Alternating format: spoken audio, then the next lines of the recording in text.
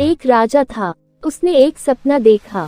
सपने में उसे एक परोपकारी साधु कह रहा था कि बेटा, कल रात को तुम्हें एक विषैला सांप काटेगा और उसके काटने से तुम्हारी मृत्यु हो जाएगी।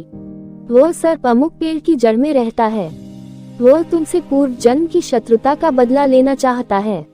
सुबह हुई। राजा सोकर उठा और सपने की बात अपनी आत्मरक्षा के लिए क्या उपाय करना चाहिए, इसे लेकर विचार करने लगा। सोचते सोचते राजा इस निर्णय पर पहुंचा कि मधुर व्यवहार से बढ़कर शत्रु को जीतने वाला और कोई हथियार इस पृथ्वी पर नहीं है। उसने सर्प के साथ मधुर व्यवहार करके उसका मन बदल देने का निश्चय किया। शाम होते ही राजा ने उस पेड़ की जड़ से लेकर अपनी शैया तक फूलों का बिछौना बिछवा दिया, सुगंधित जलों का छिड़काव करवाया, मीठे दूध के कटोरे जगह जगह रखवा दिए और सेवकों से कह दिया कि रात को जब सर्प निकले तो कोई उसे किसी प्रकार कष्ट पहुंचाने की कोशिश न करे। रात को सांप अपनी बाम्बी में से बाहर निकला और राजा के महल की तरफ चल दिया। वह जैसे आगे बढ़ता गया, अपने लिए की गई स्वागत व्यवस्था को देख देख कर आनंदित होता गया। कोमल बिछौने पर लेटता हुआ मनभावनी सुगंध का रसास्वादन करता हुआ जगह जगह पर मीठा दूध पीता हुआ आगे बढ़ता था। इस तरह क्रोध के स्थान पर संतोष और प्रसन्नता के भाव उसमें बढ़ने लगे। जैसे जैसे वह आगे चलता गया, वैसे ही वैसे उसका क्रोध कम होता गया।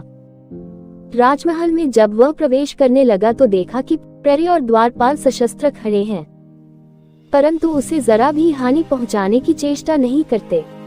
यह असाधारण सी लगने वाले दृश्य देखकर सांप के मन में स्नेह उमड़ आया। सद्व्यवहार, नम्रता, मधुरता के जादू ने उसे मंत्रमुग्ध कर लिया था। कहाँ वह राजा को काटने चला था, परंतु अब उसके लिए अपना कार्य असंभव हो गया।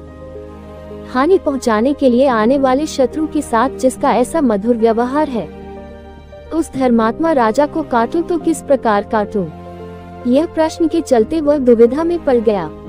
राजा के पलंग तक जाने तक सांप का निश्चय पूरी तरह से बदल गया।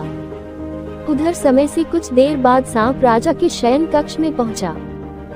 सांप ने राजा से कहा, राजन, मैं तुम्हें काटकर अपने पूर्व जन्म का बदला चुकाने आया था, परंतु तुम्हारे सौजन्य और सद्व्यवहार ने मुझे परास्त कर दिया। अब मैं तुम्हारा शत्रु नहीं, मित्र हूँ। मित्रता के उपहार स्वरूप अपनी बहुमूल्य मणि मैं तुम्हें दे रहा हूँ।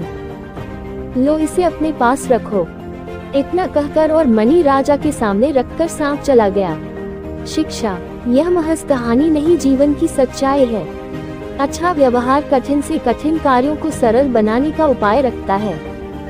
यदि व्यक्ति का व्यवहार कुशल है तो वो सब कुछ पा सकता है जो पाने की वो हार्दिक इच्छा रखता है। सदैव प्रसन्न रहिए, जो प्राप्त है पर्याप्त है।